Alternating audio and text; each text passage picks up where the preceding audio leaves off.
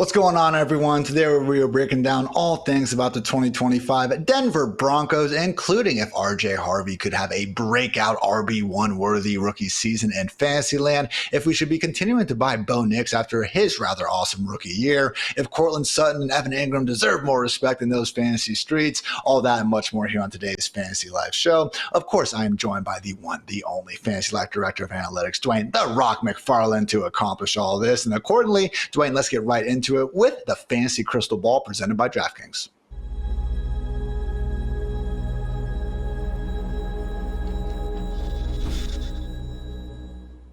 With a late second-round pick, Dwain, the Broncos seemingly drafted their RB of the future, Mr. RJ Harvey. Now, since then, we have also seen them go ahead and sign J.K. Dobbins to join a backfield that previously just consisted of Audric Estime and Jaleel McLaughlin. So, yes, we do have some competition in there, but man, when you do look at the history of what Sean Payton has done for his offense in terms of enabling these high-end running backs and just throwing them the football a lot of times, man, sure is a high ceiling here for whoever ends up winning the job. Are you buying RJ Harvey, or is he a bit more of a trap in your opinion? Yeah, Ian, looking at Harvey, man, I think there's really a lot to like here. Number one, we're talking about a player that had a 31% missed tackle force rate in college. That's 73rd percentile all time going back to 2017. Explosive rush rate, so carries of 10 plus yards or more. 21% of this guy's carries went for 10 plus. So that's in the 75th percentile. Those are two things that we like to put together. And then you talk about joining a backfield with Sean Payton, where we know that you're going to get targets out of the backfield. Do I think that we've got a player here in Harvey that's on like the same level as an Alvin Kamara or Darren Sproles as a target earner, doing things downfield, et cetera? No, I don't think so. Like, looking at the numbers, I don't think they support it. Actually, going back and watching the player, I don't think they support it. But Sean Payton has shown that he'll get the ball to these guys behind the line of scrimmage, Ian, and let them just do their damage, after that. Get them in space, let them make players miss. And so we've seen guys even like Javonte Williams get these really ramped up targets per route run numbers in Sean Payton's offense. So I think that Harvey's going to be in line for plenty of targets. The other interesting thing here is I don't know that Harvey has to have this unlimited full-time role to really potentially, have a shot right at that running back one top 12 status, because we've also seen Sean Payton. We've had backs that have been able to get there without getting that full workload. And whenever we think about what those historical guys have looked like Kamara's one example of that, like explosive playmaker that's catching some passes, and I think Harvey is going to check those boxes, okay? Can he catch passes to the level as Kamara? That's going to be the question. So I'm looking at him more as a running back 2 right now, but I do think that he can offer that running back 1 upside. You did mention the addition of J.K. Dobbins. Now, ultimately, I didn't move Harvey in the ranks, but at the same time, it does impact, overall the way I feel about Harvey, because before, you mentioned, it was Jaleel McLaughlin, it was Audric Estime. There was a potential path where it's like, maybe they just give this guy 65% of the attempts. With J.K. Dobbins there, I will say J.K. Dobbins is a good enough player that he's going to make Harvey really have to earn it, right? I think before those were lower hurdles to get over. I still think Harvey's good enough to do some of that. But man, if we look at J.K. Dobbins last year, 14.8 fantasy points per game, yards per carry 4.6. Guys, the league average is 4.3. Yards after contact 3.0. That's above the league average. And if you look at his explosive rush rate, I get it, guys. He got caught a couple of times from behind, but 14%. 14% of this guy's carries went for 10 plus yards. So 9.5% is the average for an NFL starter over the last 3 years. Rushing yards over expected per attempt, 0.6. Dobbins still a young player. So I do believe that the arrival of Dobbins, the one thing it does, while I'm still willing to take Harvey, and his average draft position honestly has been coming down, which has been great. I've been able to draft him even more because he was pretty steamed up. But you have to wonder, what is the chance of getting to 65%? It's there, but it's not as high as it was before the arrival of J.K. Dobbins. And if Dobbins is playing good, what's to keep, Sean Payton from just using them both? If they're both being effective and it's good for the offense, I think that that's a scenario that could also play out. So I do like RJ Harvey. I do like drafting him. I've drafted him quite a bit, actually. I will say, though, J.K. Dobbins is going to make it tougher to, just taking over the whole backfield. I will say, Dwayne, we are both old enough to remember the pre-Alvin Kamara days when Sean Payton's backfields were kind of a headache to figure out year after year, okay? Like Reggie Bush, great start. Darren Sproles has some good years. Mark Ingram has some good years. It's not like Mark Ingram got that first-round draft capital and just came storming out of the gates. We had like Kyrie Robinson, Chris Ivory, just some random running backs forming these committees. Yeah, and really high-scoring offenses, okay? I'm not trying to debate or, question how Sean Payton runs things. Clearly still one of the best offensive minds in the league, but even when you look at last year, maybe not the same caliber players, sure, but actually only the Steelers and Bills left a single running back on the field for at least 60% of the offensive snaps, less than what the Broncos wound up doing. So I'm with you, man. All the same stats that we use to praise other running backs, we just kind of conveniently leave out for Dobbins because, yeah, he got hawked 50 yards downfield once or twice, man. Still, last season, per next-gen stats, J.K. Dobbins reached a higher top speed than Kyren Williams and Travis Etienne. I'm not saying those guys are exactly speedsters. Etienne should be, but he dealt with some injuries. But again, I just feel like it's almost that Austin Eckler against the Packers thing where we just hold this against one or two running backs in the league and don't even really consider top speed for anyone else. So again, rushing yards over expected per carry. Dobbins was top 10 with a bunch of other guys we love. It's a problem, man. I think Dobbins joining this squad is way more concerning than Nick Chubb joined the Texans, for example, especially considering Peyton's past willingness to, again, feature multiple running backs. So we'll say history has been pretty phenomenal with those Saints teams, top 11 running back in terms of PPR points per game in 12 of his 15 seasons. So I see why people have been streaming Harvey up. I'm with you where I have been drafting him a little bit more often lately. He's now down to the RB20 and seemingly moving down even further, now so going against wide receivers that are more so in that wide receiver 3 range. So I'm not completely out on the guy, but it doesn't exactly seem like a slam dunk case for me. J.K. Dobbins then, again, we kind of talked about this in our Los Angeles Chargers preview where you have the Najee Harris, the Ramondre Stevenson, and now the J.K. Dobbins tier running backs who maybe on their own aren't going to be guys you're just waiting to put into your RB1 spot. But hey, what if Harvey does get doghouse? What if the guy who only is catching 20 plus passes per game, per season during his collegiate career isn't exactly ready to take on that role? Is Dobbins the answer here? I like drafting both of these players. I think Dobbins is very much worth drafting. I actually made a pretty big move up the ranks for him over on fantasylife.com this morning. We'll see if we've pushed the update through, but I moved him into that 120 range, Ian. So kind of put up there around where you're taking Najee Harris, Zach Charbonnet, some of these other guys. I think he goes right there, and you could make an argument that he's going to have more standalone value than potentially those guys. But I think he fits right in that range now. This is a guy that, like we said, looked really good last year. So again, I want to be drafting both of these players, guys. I think it is also important to note, not to go too far down narrative street, but the reason I didn't move RJ Harvey really down once J.K. Dobbins signed is I was giving more workload to Audric Estime than Jalil McLaughlin than most other projectors, right? I was estimating they were going to be involved in the game plan. And so essentially I was able to take a pretty decent chunk of the work and just give that over to Dobbins. And then I took a little bit of that away from Harvey as well. But when we look at Sean Payton, the one thing I want to bring up here on the narrative thing is he was supposed to, when we look at RJ Harvey, all the pre-draft stuff was saying round 4 draft pick. Maybe he's a late round 3 guy. He's 24 years old, so he is an older prospect. And then Sean Payton goes out of his way to take him in round 2. So Sean Payton really wanted this guy, or he just had bad intelligence, or maybe we had bad intelligence on where potentially RJ Harvey was going to go. That's probably a better chance of that than an NFL team having bad intelligence. But Sean Payton did go after this guy in round 2. And I do think that it's worth noting. So, and I think the other thing worth noting is the other guys that are there don't worry me too much. To your point, Ian, there have been some 3-way committees, in the past with Sean Payton. I do see this one probably ending up more as a 2-way committee, even though we have had recently beat reporters talking about J.K. Dobbins being the starter and Jalil McLaughlin not going away. I'm not going to worry about that. I'm going to take the upside of Harvey, and I'm also going to be drafting J.K. Dobbins. I think these are both guys we want to target, given how productive Sean Payton's backfields have been. Was going to bring up that quote from Cody Rourke, a Broncos beat reporter over at Mile High Sports and a host of Locked On Broncos, told 32 beat writers J.K. Dobbins will likely be the starter here. RJ Harvey is going to see an extensive amount of touches, and then Jaleel McLaughlin is Sean Payton's most trusted guy. So we'll see what happens. Thank you, Cody, for actually going out on a limb and trying to give us what you think is going to be the projected touch load. A lot of these beat writers won't do that because, God forbid, we're ever wrong about anything, Dwain. Thank you, Cody. We'll see what happens with the backfield. So again, RJ Harvey, I hope this price just keeps on falling, man, because now I can start to get behind it a bit more. When he was being jammed to the top 20, much tougher. So ultimately, end of the day, man, the stat that really gets me excited about Harvey is, so a couple things.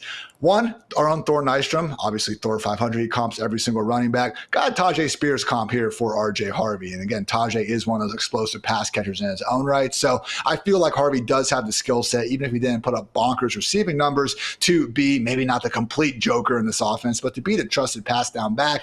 And in Denver, they haven't had an overly good running back here that can catch passes for the last few years, yet the running backs are still ranked first and fourth, even with two separate quarterbacks under Sean Payton. So really is a situation where it sure seems like someone's going to be able to catch 50 plus passes. Harvey is the front runner for those honors. So again, guys, this has been the Fantasy Crystal Ball presented by DraftKings.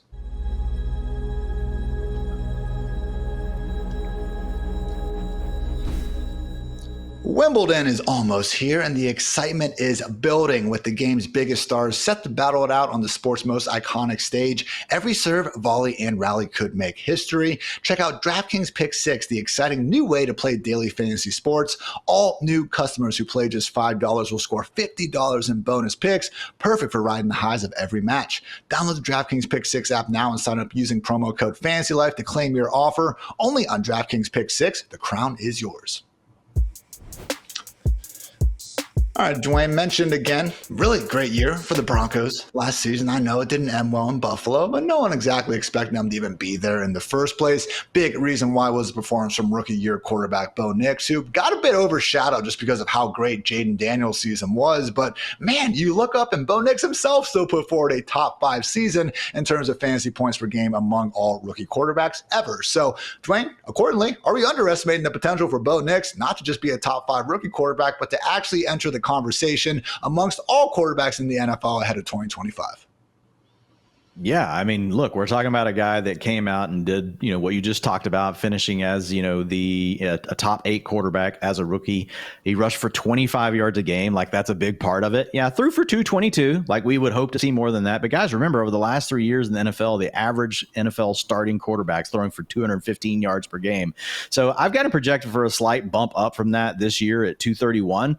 And then once you put him in the ceiling floor model, Ian, that comes out to a floor of 15.2, a median projection of 18.5, but a ceiling of 23.8. Those rushing yards, while 25 yards a game doesn't sound like a lot, guys, that's 2.5 fantasy points per game, plus what that does for you and your ability to score more rushing touchdowns. And when you add it all up, man, 23.8 is the ceiling. That's the 7th highest ceiling across all players in the model, only behind like the big 4, as well as Joe Burrow. And then Kyler Murray is just one spot ahead of Bo Nix, but essentially right there in that same tier. So I've heard a lot of folks concerned about Nix, like, okay, can he really develop into being someone that's, able to drive more out of the passing game? I mean, we add Evan Ingram to the offense. We've got Courtland Sutton. I don't think those are great weapons or anything, Ian, but we do have a good schemer in Sean Payton. You just talked about the backfield and what we've added there and what they can do as far as getting explosive plays from the running backs as well. So my one challenge to those folks, we don't know for sure, right? Maybe Bo Nix won't take this big step forward as a passer, but I'll say this, like watching him, he looks like a great fit for what Sean Payton wants to do. Also, watching him late in the season last year, I saw this guy make multiple money throws down the field, big throws down the seam to Marvin Mims, which Marvin Mims Jr. was so good at those plays at Oklahoma, and yet we haven't seen as many of them in this NFL career. But late down the year, he also had another one down the sideline to Mims, and these were in really big moments, man. So Bengals, Yes, yeah. So I kind of refute the idea that Bo Nix is just this complete gimmick player. Like, it's in the range of outcomes for him, but I've just kind of heard too many people saying that.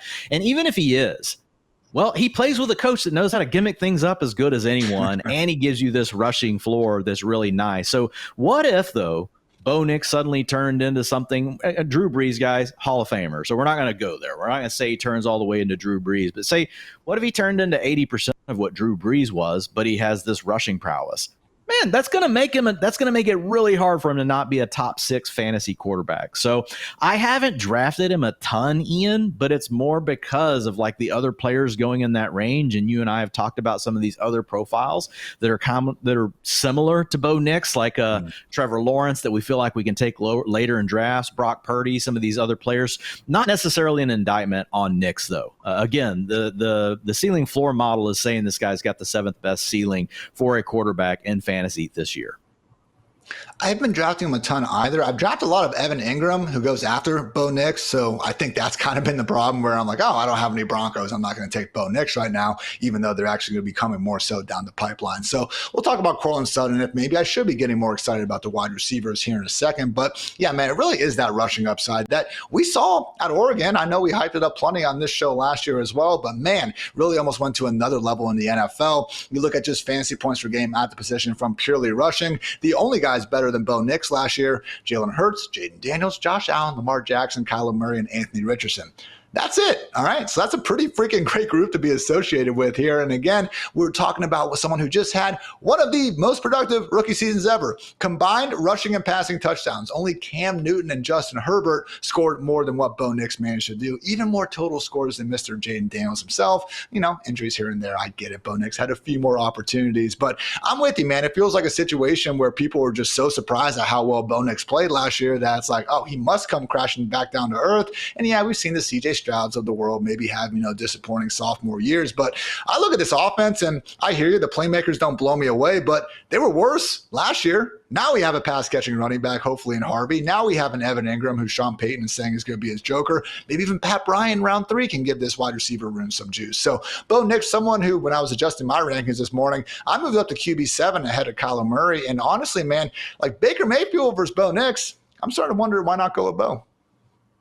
Yeah, no, I think it's a question between the two. Obviously, we love Baker's weapons and we love what Baker's done over the last 2 years, but we also know that there's some potential regression there. The thing that would really kill that argument is if Baker continues to do what he did last year as a rusher, a career high 22 rushing yards per game. So if he does that and then Bo Nix is around 25, Baker's probably going to beat him out. But if Baker falls more back down towards like his career average of 10, 11 rushing yards per game, then yeah, I think that does give Bo Nix a chance. Obviously got to take a little bit of a step forward as a passer. We talked about Baker and some regression, but we still expect the Bucs passing offense to be one of the better ones in the NFL. So I think it's a good call, though. I think they're right there together. And I also agree with, you could honestly argue him, and what I wrote in the show notes, as high as after Joe Burrow's gone. I think you're in play for Bo Nix. So, I mean, that means we're talking Patrick Mahomes, we're talking Baker Mayfield, we're talking Kyler Murray, all these guys we've been talking about. I do think there is a tier there. Obviously, I've kept Mahomes ahead of him in the ranks, Ian, just because we've seen so many years of Mahomes proving that ceiling that we know is there. So I don't see myself moving Nix ahead of Mahomes, but I do think it's fair right after that Nix is in play. I will say, guys, again, this is yet another example. This has happened so many times. I remember with Justin Herbert. I remember with Daniel Jones, who, never became great, but still gave us some good fantasy seasons. Don't be so quick just to assume any given rookie quarterback is going to be a bust just because you didn't like him pre-draft. Let's watch these guys take the professional snaps and then, form our evaluation. You don't need to have this, cement mind where you just, again, your opinion's already made up. Guys like Bo Nix, they find the right situation. Look what can happen. Let's talk about the rest of this passing game, headlined by Mr. Courtland Sutton, the wide receiver one, has caught 18 touchdowns over the past 2 seasons. And man, down the stretch last year, Dwain really was special.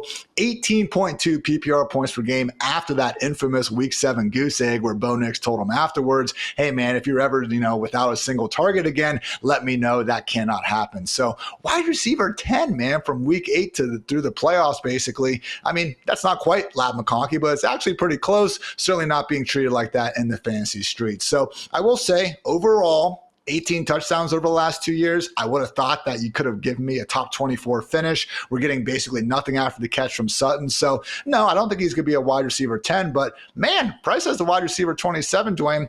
I've been drafting a lot of them, and that might be a mistake. Yeah, I haven't either. I mean, but like, it's not surprising that he doesn't get a ton of yards after catch because his average depth of target last year was 14. That's pretty deep. And those things typically operate, inverse of one another. If you're catching the ball further down the field, the defenders are closing on you. You're getting your yards, through the air, but then the defenders are there to tackle you, right? Unless it's a blown coverage, Quentin Johnston style. And then you're just taking off for a touchdown. But if you're playing underneath the defense, right, it's 3rd and 8 and you throw a 4-yard pass. Well, guess what? You got a 4-yard cushion before anyone's around you. So I don't think we can count the yak stuff too much against them. I will say this, man, 26% targets.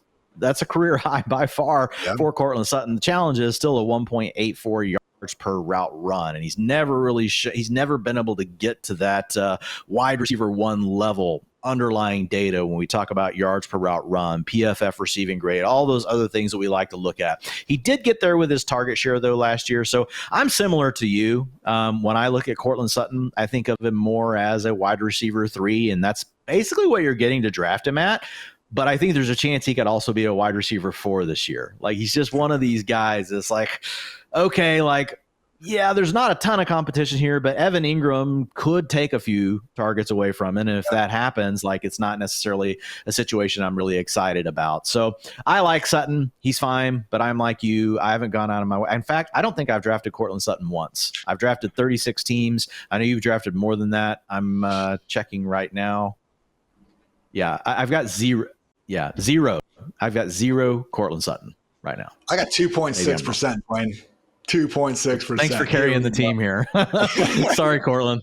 Yeah. But again, I do think it's that incoming competition. I just feel like we already kind of saw the best version of Sutton last year. And for the fact that, again, it was a nice second half stretch. Honestly, he profiles very similarly to Marvin Harrison Jr. Both these guys only forced 1 missed tackle. I know it's going to piss off a lot of Cardinals fans, but look, they're these kind of more downfield, jump ball oriented wide receivers. And that's just the sort of archetype that, again, I think can be a bit more volatile year to year. It is a situation where when you add in the Harveys, the Ingram, maybe even the Pat Bryants of the world, won't see quite as many opportunities going his way. But hey, we have been known to be wrong once or twice before in these streets, Dwayne. Yeah. You won't believe this. But if you go back and you read the supermodel from the year when Marvin Harrison came out, and the supermodel loved Marvin Harrison, guys, don't get me wrong. Yeah. But I did talk about a low end comp for him, and it was Courtland Sutton. And you just said Courtland Sutton, which is pretty crazy. So, hey, man, I hope that's not the case for Marv. And again, Courtland's catching strays in his own segment here. But at the same time, man, like, I hope that isn't the case for Marvin Harrison Jr. Please no. But that's and now it's the turn to Marvin Harrison Jr. thing. Like, Marv's going wide receiver 15 right now. I don't want to buy Courtland Sutton 2.0 as the wide receiver 15. Courtland Sutton just had 81 catches for 1,081 yards and 8 touchdowns last year. That is a freaking awesome season. It was wide receiver 25 in fantasy, man. It's not going to slander Marv anymore here today. But let's talk about the rest of these wide receivers. We do have Marvin Mims, who honestly has one of the more interesting, profiles, usage patterns, I should say, in the NFL. This dude had the 27 screen targets. That was the 6th highest mark in the league. He also had 24 rush attempts in 34 career games. So, I mean, they've used him as a legit running back. But then also you see him going downfield and, splitting the Browns safeties and going for 90-plus yards. He had the long catches against the Bengals, actually winning contested situations. All that said, Dwayne, the yards per route run look great. The targets per route run look great. The Broncos wild card loss to the Bills, the first time that Sean Payton actually played him more than 50% of the offensive snaps. So on the one hand, we want all those design touches. Again, it's like gadgety usage. It's fine as long as it doesn't come at the expense of a full-time role. So far, that has been the issue for Mims. Do you expect that to change in 2025? Man, I don't think we can predict it. I also don't think that we can say no. I've heard quite a few folks, basically say, no, it's just never happening. And maybe that's the way that I should lean too. But when I look at Mims, the thing I think about for the Denver Broncos offense, like, he gives you instant playmaking ability. Whether it's, yards after the catch, whether it's getting over the top of the defense, some of the best throws that I saw on film last year, not all of them, but several of the best ones late from Bo Nix were actually to Marvin Mims Jr. and them actually letting Mims do some of those things later in the year. Again, going back to Oklahoma, guys, just go throwing the film on, man. The deep crossers that this dude was running, like, that was his bread and butter money route, really good at those. And they were working those into the scheme. So I think you can't say for sure that the guy won't turn into, the wide receiver 2 on the team. Like what's holding him back? Like the competition here is wide open. Now I don't think we can assume that he's suddenly going to get this larger role. I mean, if you look at what he did last year, targets per route run, 25%, that was great. Yards per route run, you already talked about, those were great. It was just a matter of not being able to get into that 70% range as far as route participation, guys. It's just, if you got a guy that's going to be around 50, you're not going to be able to have him on the field. Maybe as a best ball play late, but he is going to pick up a little bit of competition here, like Pat Bryant. Maybe that's the guy we should be talking about. Another guy that was supposed to go later in the draft that Sean Payton decided he wanted to go get in round 3. So maybe there's something to Pat Bryant. Maybe they want him to work more of, maybe they want someone that can work more of that intermediate and short range and let Sutton work the deep stuff. Because really, like you said, so far from Mims, he hasn't shown that he can do the intermediate stuff. It's either the gadget behind the line of scrimmage or you're letting him get deep. So Pat Bryant could be the sleeper name here. But I think Marvin Mims is still a sleeper as well. I think both of these guys are guys we want to pay attention to, because outside of Courtland Sutton, we don't know who's going to be on the field. So this is a big one that we're going to have to monitor in training camp. This will be one of the wide receiver rooms that we are monitoring more than most. Again, I think it's mostly guesswork right now to try to predict who's going to be the, number 2 and 3 guys out here. So certainly will be one of the bigger preseason storylines to keep an eye out for. Pat Bryant did get a Michael Thomas comp from Sean Payton, but my God, Dwain, I mean, how many former Saints stars has this dude comped over the past couple of years? Greg Dulcich was getting comped to Reggie freaking Bush, for crying out loud. So again, wouldn't put too much stock into that, but hey, day 2 draft capital. Devon Vele, actually caught 41 passes last year. Wouldn't exactly expect that to persist with Bryant now in town. Troy Franklin does have that field structure role, earned 12 targets of at least 30 yards downfield, caught one of them. Some of the worst former collegiate, quarterback wide receiver chemistry I've ever seen. Good for them for finally hooking up when it mattered, though, in that, again, wild card loss against the Bills, so at least they got one. That was cool. However, Dwain, maybe the number 1 target in this offense isn't actually a wide receiver. Maybe it's actually Evan Ingram, who took his talents to Denver this offseason after spending the last few years in Jacksonville. Now, Ingram, didn't exactly have the best start to his career in New York, but was able to come on pretty strong in Jacksonville, consistently turned in tight end 1 seasons when he was able to stay healthy. And now, man, could finally be that long-lost joker that Sean Payton's been looking for. So I love going to your projections over at fantasylife.com. You guys can see them too. And if you need a Fantasy Life Plus subscription to see those, code QB10 for 10% off. But Dwain, Evan Ingram is my most drafted tight end of the offseason because this dude has largely been buried in the ranks. Even once he signed in Denver, he kind of had that free agency lull where it took a little bit for him to move up. So we're talking about the guy that's been on that tight end 1 borderline. But when I look at the projections, one of only 5 players at the position projected for north of 100 targets. So Evan Ingram, especially in full PPR land, man, just seems like someone's going to catch enough passes to make his value meet. What say you? Yeah, and it's not like I'm in love with Evan Ingram. He's been good enough, right? He's going to be 31 years old. But when we look at the last 2 years, man, 23 and 26% targets per route run, yards per route run of 1.56, 1.51. You go back to 2011, those are mid-range tight end 1 underlying traits, right? And now he's going to come over. He's going to play for Sean Payton. I know we keep hearing the Joker guys. Like, I don't expect Evan Ingram to turn into Jimmy Graham if anyone's misinterpreting that quote. I don't think that's what Sean Payton means. These are 2 very different players, right? Evan Ingram is not working down the seam like Jimmy Graham used to do. He's really working more underneath area of the field. You're going to have Courtland Sutton really working the boundary, pushing the safeties and the coverage off. And this is a guy that's going to catch balls underneath the coverage. I think what Sean Payton means, though, is he's just going to move him around all over the formation. It's going to make it hard for the defense to find him. He's a really good player if you put him on these drags and these different things that can beat, you're sitting there in 3rd and 6 and you want to throw a 4-yard pass and somebody can still get you enough in yak to go ahead and get you that first down. That's what Evan Ingram can do, right? If you look at this guy against man coverage, Ian, over the last 2 years, that's really where he stepped forward. Previous to this, like this had been one of his struggles, but over the last 2 seasons, 23% and 25% targets per route run against man coverage for Evan Ingram. And I do think when you go back and you watch a lot of that, it has come down to when he gets these drag routes and he's fast enough still that these linebackers and stuff can't stay with him. He creates just enough separation with any quarterback that's got any kind of accuracy and anticipation. He's just a mismatch. And he's the same way against safeties because think about it, they're having to come down and try to get the angle. And he's already across their body and he's already making his way into an open space and the quarterback's hitting him right away. So Evan Ingram, I think, man, wide open as far as if we talk about target competition here. It's pretty low. I mean, we just talked about Courtland Sutton. Yes, had a 26% target share last year, but that honestly was an outlier season for him as a player.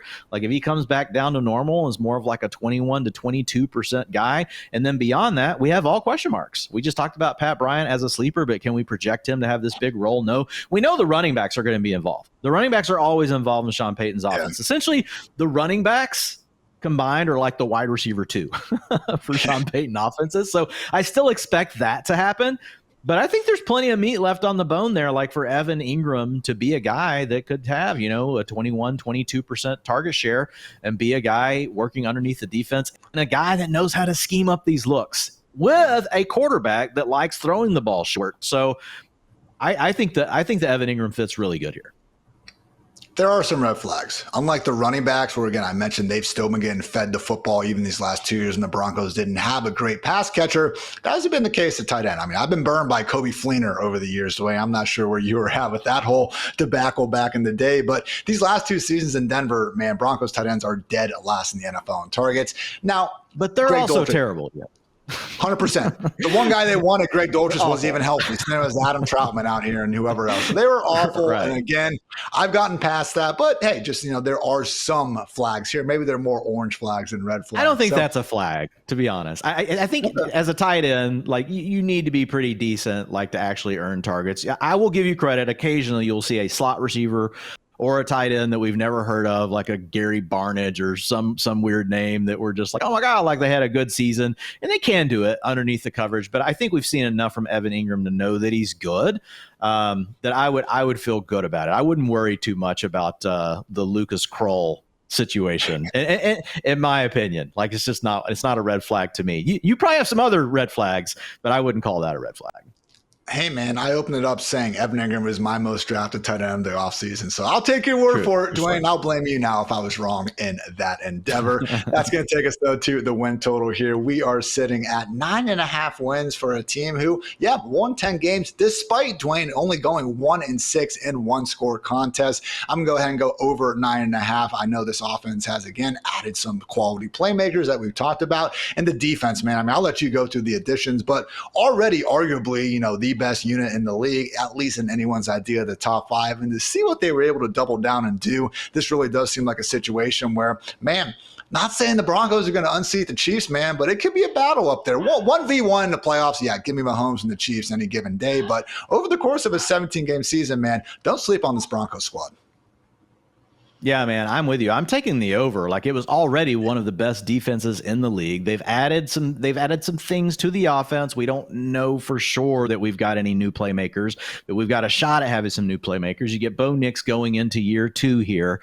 And then we look at this defense, man. I mean, first of all, in round 1 of the NFL draft, they got a steal in Jahdae Barron. Like he's going to play nickelback. Like that's how loaded they are. We've got Pat Surtain, one of the best cornerbacks in the league.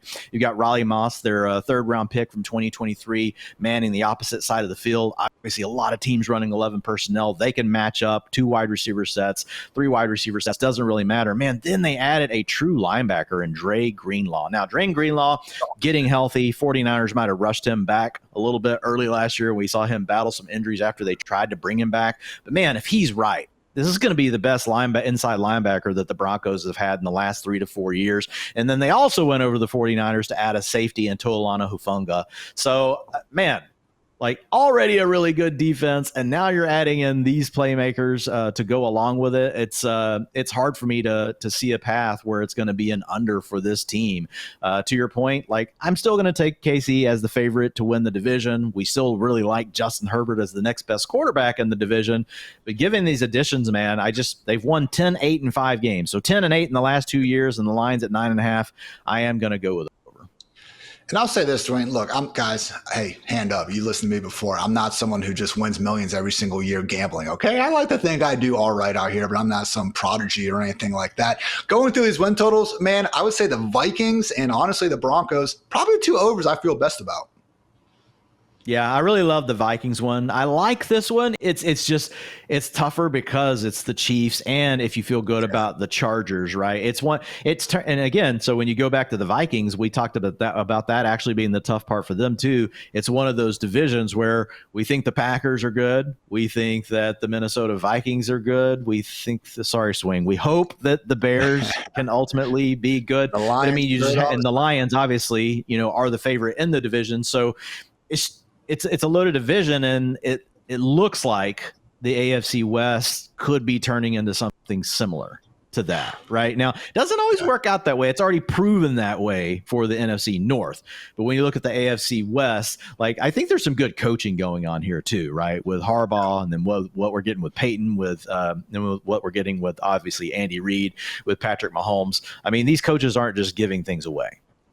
And now, obviously, Pete Carroll helping out the Raiders team preview that we will be getting to right after this one. So if you guys have been enjoying these team previews, please like and subscribe if you're into that kind of thing. Otherwise, just have a great rest of your day. So for Dwain, for producer Matt, for producer Kelsey, I'm Ian. Thanks again for tuning in to the Fantasy Life Show. And until next time, take care, everybody.